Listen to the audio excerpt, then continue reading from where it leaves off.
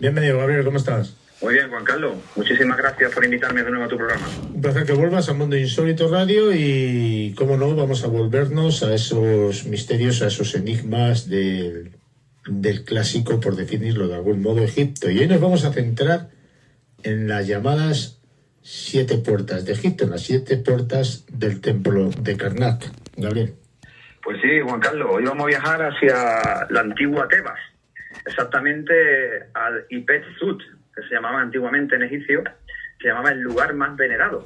Y la antigua Tebas pues se encuentra en la actual ciudad de Luxor. Ya saben quién ha estado en Egipto, que en Luxor hay 2 templos importantes, el templo de Luxor, aparte del Valle de los Reyes, y el templo de Karnak. El templo de Karnak, que era el más importante templo religioso, más grande, donde han pasado todos los faraones prácticamente. Pues en ese lugar mágico, religioso, mítico, en la parte, quien haya estado, se lo voy a describir dónde se encuentra este lugar misterioso, porque Karnak tiene muchos sitios misteriosos, pero uno que está fuera de lo que es el ámbito turístico, círculo turístico. Hay unas 7 puertas y unas 7 llaves, y se encuentran en la parte última del santuario, donde está el patio del escondite, cerca del muro de los hititas, o donde está en dirección norte-este, en la parte, si cogen el mapa de Karnak, en la parte del tesoro de Tutmosis. Bueno, pues, como he dicho antes, escondido de la mano del turismo, hay un misterio. Yo, para encontrarlo, tuve que hablar con varios guías, sobornar a varios guías, y me llevó por una especie de, por decirlo de alguna manera, Juan Carlos, de sembrado de papa, ¿vale? Sembrado de patatas, a un sitio que estaba custodiado por un militar, un policía.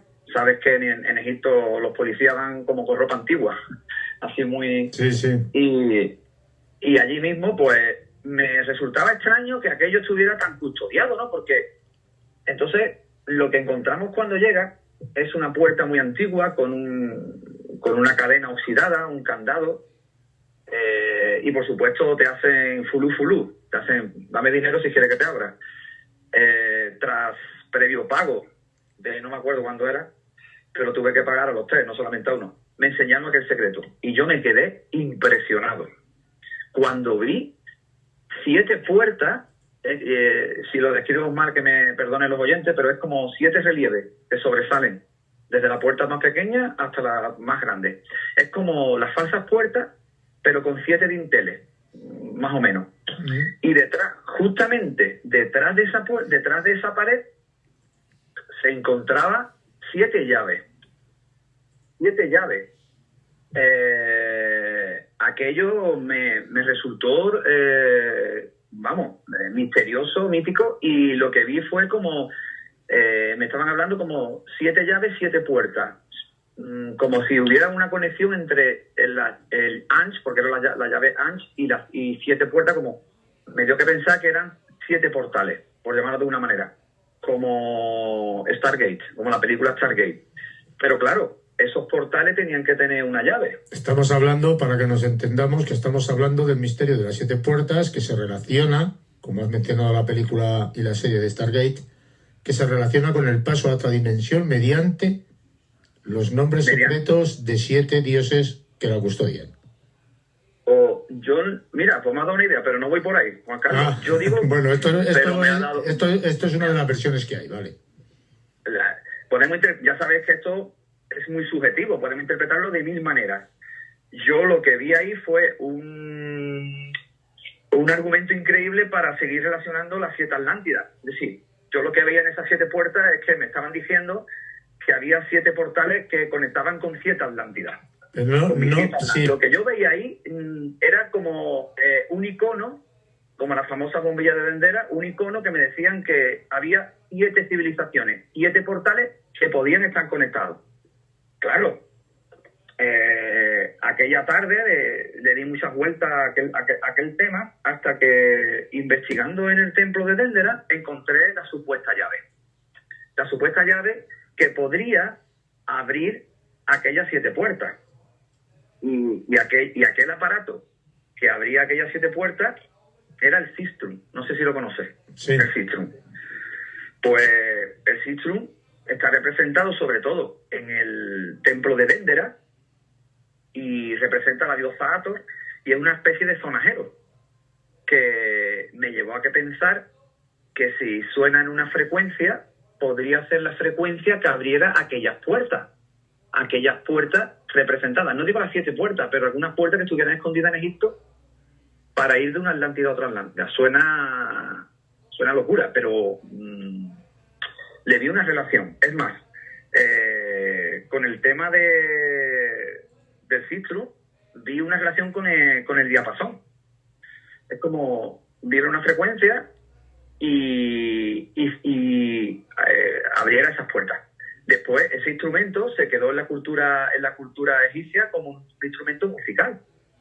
Y es más, en aquellas falsas puertas que solamente se representan en el periodo predinástico y en el Imperio Antiguo, para quien no sepa lo que es las falsas puertas son unas puertas pequeñitas que se ponían siempre frente a una mesa de ofrendas, donde se creía o se suponía que el faraón volvía del país de los muertos, del Duat, como se suele decir en egipcio, durante el día a comer a su casa. Y después volvía a través de esa puerta hacia el inframundo. Volvía cuando se caía Ra, ¿no? Eso era lo que decían. Entonces, todas esas falsas puertas tenían representada a la diosa Hathor. Es decir, a la madre esposa de Horus y de Ra. Entonces, ahí vi una relación entre el instrumento el Sistrum como la llave que pudiera abrir esas puertas. Y investigando, en un texto muy antiguo árabe, encontré una relación que hablaba de los 7 Hátores, que era una referencia a las 7 puertas y a los 7 reyes custodios de esas puertas.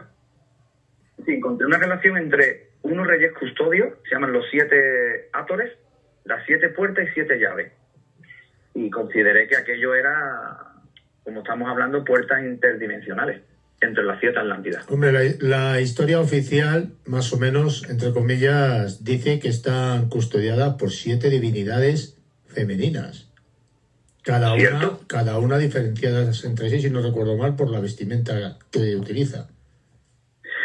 Claro, pues en este texto que no me acuerdo cómo se llama, solo tengo tantos libros, que hablaba de los 7 Hátores, los 7 reyes custodios. Uh-huh. Es que el número 7, y como bien tú hablas, se repite en muchísimas culturas. Darte cuenta que, por ejemplo, si vamos a la cultura de los Rapa Nui, allí en la isla de Pascua, que estuve yo, hay no sé cuántos moai hay, pero 7 son los únicos que miran al mar. 7 son los únicos que miran al mar, al lugar de donde provienen. Si nos vamos al Perú, los Chachapoyas, que están entre la frontera entre Perú y Bolivia, son 7 sarcófagos. Esa relación con el 7, las 7 puertas, las 7 Atlántidas, los 7 sarcófagos, los 7 reyes se repiten. Los 7 Acayú.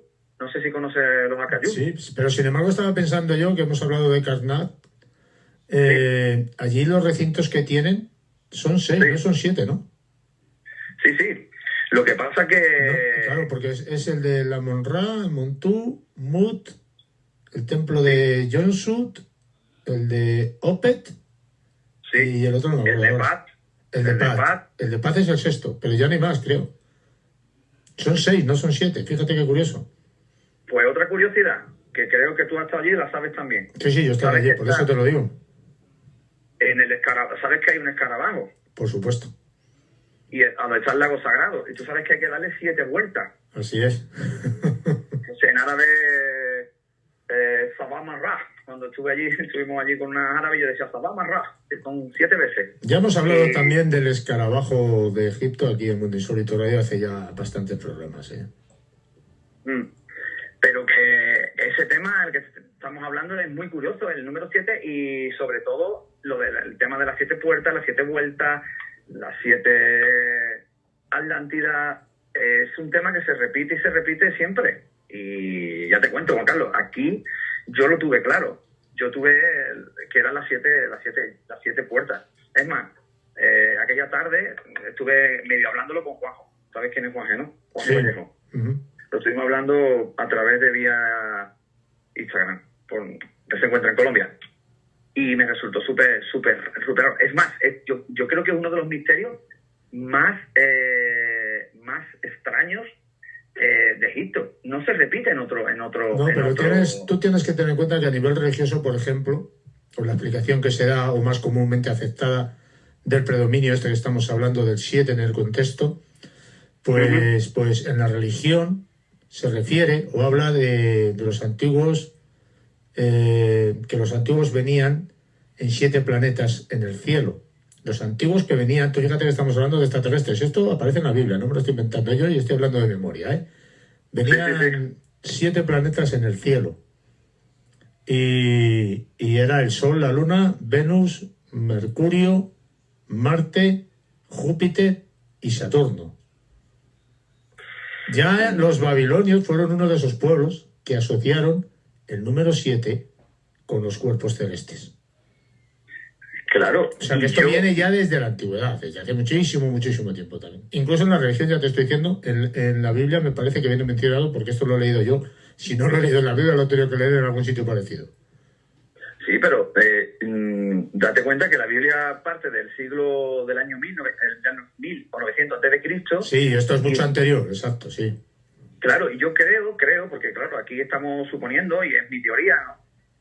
Yo creo que como he dicho siempre, que se habla en mi segundo libro, hay siete civilizaciones, 7 Atlántidas, que yo las descubro en el mapa de Sipar. El mapa de Sipar, que representa el mundo antiguo, que según Beroso, el caldeo Beroso, decía que el mapa de Sipar es donde vuelve el conocimiento después del gran diluvio. Y aparece también en el Atrahasis babilónico, en lo de las tablillas sumerias.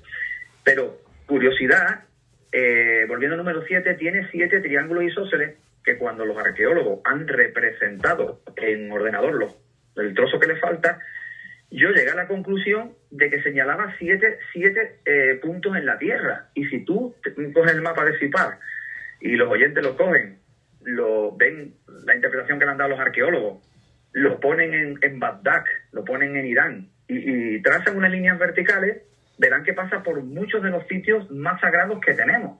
Pasa por Tiahuanaco, pasa por la Polinesia. Yo considero la Polinesia entera, y este año te saludaré desde allí. Creo que voy a Nan Madol y te haré un vídeo desde Nan Madol. Y me voy a decir Nan Madol. Allí, en la Polinesia, se encuentra otra de Atlántida, y es que después cruza para Golpetepe, cruza, por supuesto, Centroamérica, cruza también por Egipto. Y yo llegué a la conclusión, desde mi punto de vista, Juan Carlos, que me estaba representando las 7 Atlántidas. Uh-huh. Y yo creo que el número 7, aparte de otras connotaciones o otros significados, yo creo que el número 7 representa a aquellos siete ciudades. Permíteme que te diga una cosa. Sí. Yo cuando estaba investigando Goliat, el origen del Tartejo, cayó en mis manos un texto caldeo descubierto en Lhasa, fechado en el 2000 a.C., y curiosamente, aparte de otro que ahora no me acuerdo, que están en el libro, decía, cuando la estrella de Baal, cuando la estrella de Baal, el meteorito Clovis, cayó sobre las 7 ciudades, y te dice 7 ciudades, se abrieron terremotos, cataclismo, y me pienso pensar, sobre las 7 ciudades, ¿a qué 7 ciudades se refiere? Entonces, mi imaginación me llevó al mito de la Atlántida y de las 7 Atlántidas. Fue como justificar, de alguna manera, si alguien me pregunta, justificar por qué yo me baso en las 7 Atlántidas aparte del mapa de Sipar, en el documento de Lhasa, que habla de la estrella de Baal, que lo puede buscar por internet quien quiera, que se llama... Me ha llamado la atención que hayas mencionado los triángulos isósceles. ¿Por qué isósceles y no escalenos? Porque son isósceles los que aparecen en el mapa de Sipar. No, ya lo sé que son isósceles. Digo que ¿por qué isósceles y no equiláteros, por ejemplo? No, por no decir escalenos, pero no equiláteros, que serían los tres lados iguales. Claro, y ¿Tiene eso para ti algún significado? No, pero no le veo ahora mismo. Si tú cortas el triángulo por la mitad, el triángulo isósceles por la mitad, tenemos el triángulo sagrado. Sí, ya. No le veo otra connotación, Juan Carlos. Puede ser a lo mejor por eso. No tengo otra connotación. Sabes que la pirámide de Keops, como tengo también. Y ahora tengo una duda. Si un triángulo isósceles lo cortas por la mitad, la parte de arriba sería un triángulo. Hablamos del triángulo rectángulo. Sí. Y sería. No, pero yo te digo que si tú lo cortas por la mitad, al triángulo, me refiero en vertical, no en vertical, Sí. en horizontal, para Sí. que no te salgan dos triángulos rectángulos. Si tú lo cortas a la mitad en horizontal, ¿esa parte superior sería un triángulo equilátero? Según por donde la corte. Ahora, estamos hablando de la mitad. Puede ser un triángulo equilátero. Lo voy a Sí, hacer puede luego. Es que son curiosidades que se me ocurren. Lo voy a hacer luego, cuando tenga un poco de tiempo, me voy a poner a hacer esta bobada. A ver si da la casualidad de que se convierte en un triángulo equilátero. Sí, es que toda esta casualidad, llamémoslo X, a mí me surgió como te está surgiendo a ti. Yo estuve buscando otra cosa en el Museo Británico cuando me di de cruces con el mapa de Zipac en la segunda planta del Museo Británico. Y me resultó extraño que pusieran el centro del mundo, el mapa del centro del mundo. Y después veo que es donde los sumerios centran el origen de la civilización. Después del diluvio. Ellos dicen que después del diluvio la ciudad de Sippar es donde vuelve otra vez el conocimiento. Y ahí entra el mito de Banes, los Akaju y todo este mito de los hombres que vienen del mar, que tú bien conoces. Sí. El mito de Banes, Akaju. Y ya entran por ahí con el conocimiento, la tabla de las naciones de Noé, que empieza también ahí, Can, Jafet, Sem. Hay otra cosa muy curiosa que no hemos mencionado. Es que los egipcios utilizaban la cabeza humana para representar el 7. ¿Para qué? Perdona, que no te... Los egipcios, ¿Sí? Esto lo sabrás tú, usaban la cabeza humana para representar el 7. Que no me acordaba de esto. Me acaba de venir ahora mismo a la memoria, porque hay 7 orificios en la cabeza, ¿no? Los oídos, los ojos, la nariz y la boca. Claro. Y ahí tenemos ese 7 también magnífico que estás mencionando. Efectivamente. Los 7 días de la semana, por ejemplo, que es otra cosa. Claro, por eso cuando llega Akenatón, Tutmosis IV, y con aquel cráneo alargado, cambia todo el concepto de Egipto, cambia la capital, cambia todo.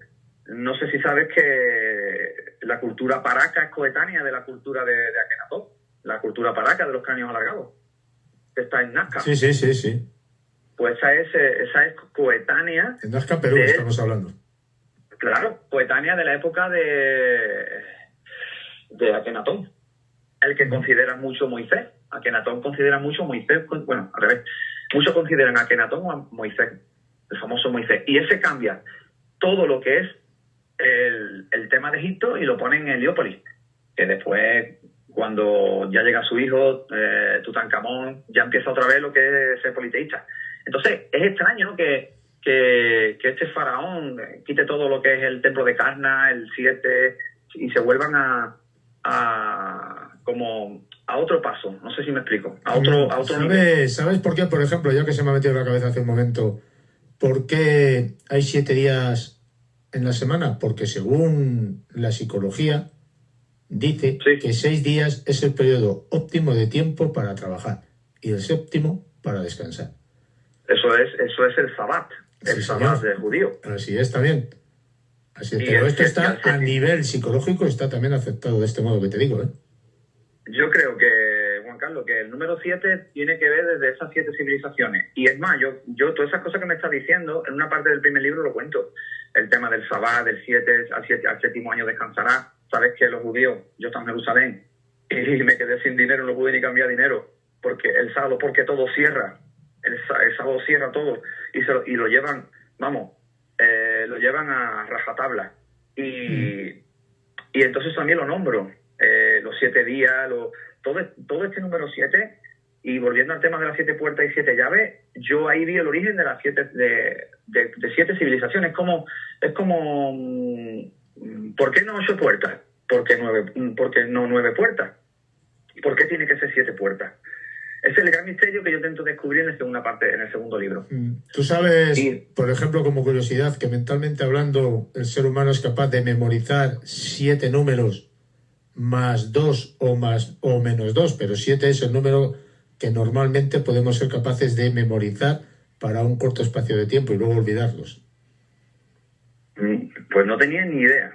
Pues tú haz la prueba un día y te pones a memorizar un número cualquiera de 7 cifras durante un instante y lo vuelves a plasmar dentro de 30 segundos en cualquier sitio. Y luego, es como si luego se te olvida.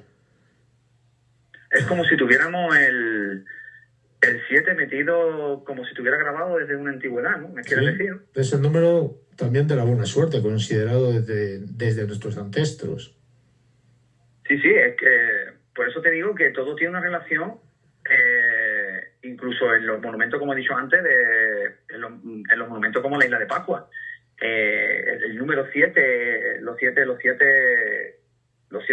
sarcófagos. Es como... yo creo que muchas veces las civilizaciones antiguas, los restos de las civilizaciones, nos lo daban con señales. Simplemente que tenemos que interpretar aquellas señales que están ahí. Yo creo que somos pocos los que tenemos la visión abierta y podemos interpretar aquellas señales que nos dan a través del 7. Yo creo que el 7, a fin de cuentas, es el resumen de aquella antigüedad, ¿no? De aquella antigüedad. Algo tiene que tener el 7 para que esté tan impreso dentro de la historia humana. Una cosa que se me viene a la mente, Juan Carlos, hablando de todo esto, la menorá, el candelabro, que siempre me trabo con ese candelabro sagrado, ¿lo he dicho bien? Sí. Y litúrgico, judío, tiene 7 brazos. Claro. 7 brazos. Si recuerdas el documental de James Cameron, Resurgir de la Atlántida, cuando están en la cueva del Toril. James Cameron, el Resurgir de la Atlántida. Es que se te ha ido un poco el volumen. Efectivamente. Cuando está en la cueva del Toril, pues un abrazo para los oyentes de Jaén, de allí de Valdepeña, de la parte de Valdepeña, de Jaén. En la cueva del Toril, que yo estuve, uno de los que iba con James Cameron, no me acuerdo quién era, dice que se representa la menorá, es decir, que la Atlántida, él llegó a la conclusión de que la Atlántida cortada, lo que se representaba allí era la menorá, que la Atlántida cortada por la mitad era representación de la menorá. Pero ahí no queda esto, que más investiga, porque me estoy como reseteando, ¿no? Y acordándome de cosas. Por ejemplo, los arcángeles también son 7: Miguel, Gabriel, Rafael, Uriel, el famoso Uriel, Raquel, Seriel y Ramiel. Que lo tengo aquí en una parte que tengo yo 7 para mi libro.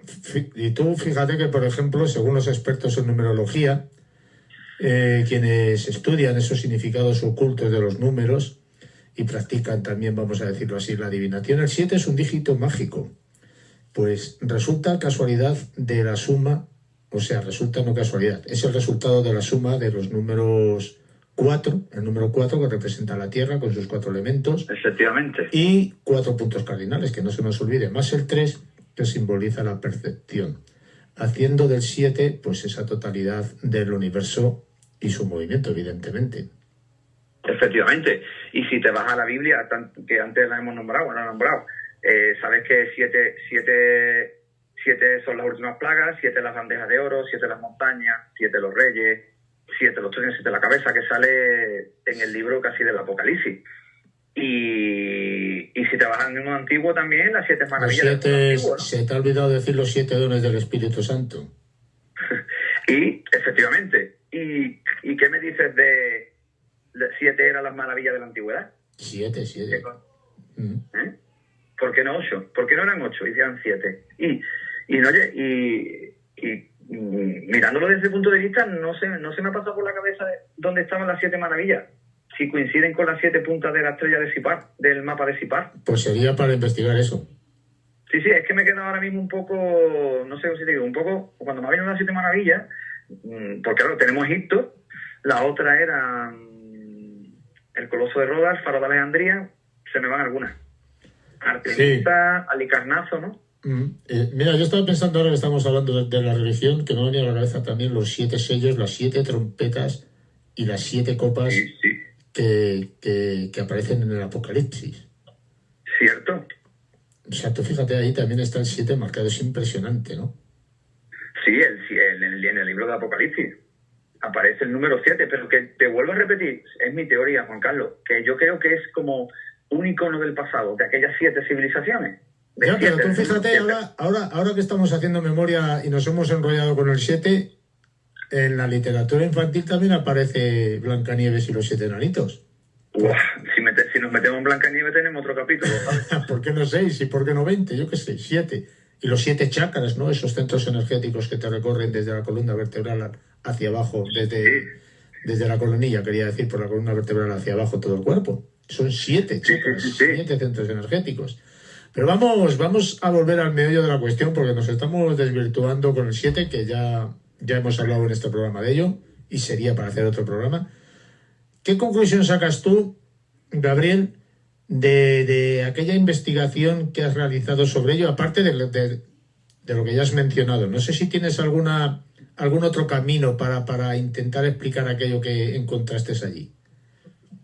Yo realmente decirte que lo único que yo considero es, porque ahora mismo me podría inventar una hipótesis ahora mismo, no aquí contigo, pero sigo siendo fiel que a mí particularmente me está representando 7 puertas, las 7 Atlántidas, y que tenían 7 portales, tipo Stargate.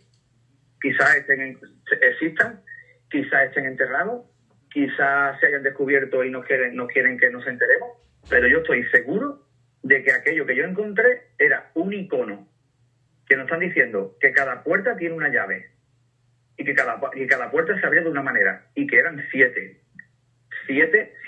civilizaciones, 7 Atlántidas. Es que no te puedo contar otra cosa porque me lo inventaría, Juan Carlos, ahora mismo. Bueno, haces relación precisamente en tu primer libro, el de Goliat y el origen de Tartesos, precisamente hace relación a esas 7 Atlántidas, ¿no? Sí, haciendo el tema del libro y estudiándome el Mahabharata, estudiándome Sodoma y Gomorra, llegué a la conclusión de que, es más, en el tráiler que lo pueden ver de Goliat y el origen de Tartesos en YouTube, yo allí llegué a la conclusión de que había 7 hermanas enfrentadas. Vamos, es el inicio de mi tráiler, porque me di cuenta de que me estaban contando una batalla. Mira, te voy a dar un dato que creo que no lo conoce porque desde que me preguntaron en otro programa de radio por qué los Reyes Magos venían de Tarsis, empecé a investigar a Padre Mariana, ¿vale?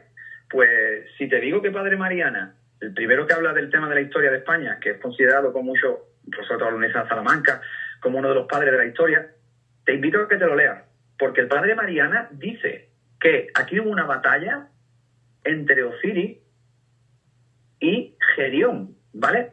En un periodo antidiluviano. Con esto quiero decirte, y volviendo al tema que me has preguntado, que yo considero que había una batalla entre esos dioses, ¿vale?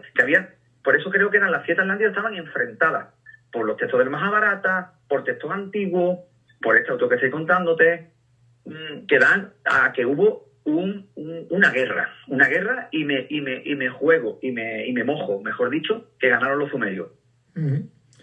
Ganaron los sumerios, pero no te puedo contar más nada porque está en mi libro y será el momento cuando... Sí, cuando hagamos lo del vídeo, que hablaremos también quiero recordar cuando lo leí, que a finales del Pleistoceno superior, el nivel del mar estaba como... No me acuerdo cuántos, 120 metros por 120 debajo. metros, 120 metros por debajo. Sí, 120 metros por debajo del actual. Ojito, ¿eh? Sí. Y que se quedó en 60 metros, que es ahora, porque después hubo otro periodo glacial más pequeño después del Triásico reciente, es decir, del paso al Pleistoceno, al Holoceno, perdona. Hubo otro periodo y se quedó el agua en 60 metros, que es lo que hay ahora. Entonces imagínate lo que el agua cubrió, lo que está debajo del mar, y cuántas civilizaciones se quedaron ahí, que es lo que yo... Ahí es donde hablas, me parece que era de la Atlántida, de Lemuria, ya no me acuerdo. Yo, por ejemplo... La isla Brasil o algo así era, ¿no? Sí, la Brasil, pero es que te doy un dato muy importante, porque yo he viajado por medio mundo. Si vas a la punta de Ras, perdona, eso está en el en el oeste de Francia. Es típico porque hay un faro en mitad del agua que saltan las olas por encima del faro, una foto típica que corre mucho por Facebook. Y allí está la punta de Ras. Bueno, pues en esa punta de Ras cuenta una leyenda de que había un reino, una ciudad debajo de las aguas, que fue inundada cuando un demonio, señor de la oscuridad, bajó, engañó a la princesa le quita la llave al padre, el demonio abre la puerta, te lo estoy resumiendo, y entra una cantidad enorme de agua. Tenemos ahí otra vez el mito de la Atlántida, de una ciudad perdida. Cuentan los marineros y las leyendas que en los días de tormenta se escucha el campanario, ¿vale? ¡Qué bueno! Sí, pero lo que te quiero decir es que tenemos otra historia de la Atlántida en otro posible escenario de muchos documentales de la Atlántica, que tú sabes que muchos documentales de la Atlántida la ponen allí en la parte de Irlanda, la parte de Francia, y hay otra ciudad. Con esto te quiero decir que soy fiel a que hubo 7 civilizaciones. Ojito, muchas están todavía arriba y otras debajo. Bueno, pues si te parece, para el siguiente programa o para el otro siguiente, dime. Te voy a dejar con una cosa. Dime. Te voy a dejar una cosa para los oyentes.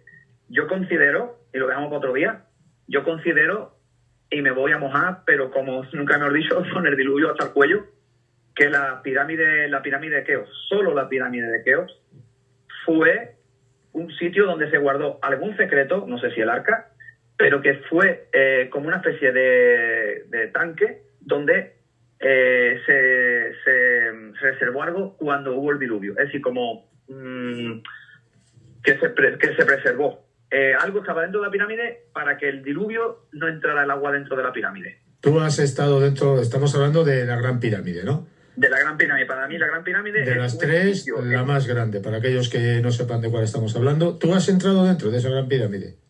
Yo he entrado en 9 pirámides cuando estuve en Egipto, bueno, investigando me refiero a esa que estamos hablando. Sí. Y claro. ¿La decepción fue grande o no? Sí, pero... Porque te esperabas cualquier otra cosa menos lo que viste, que es lo que me pasó a mí.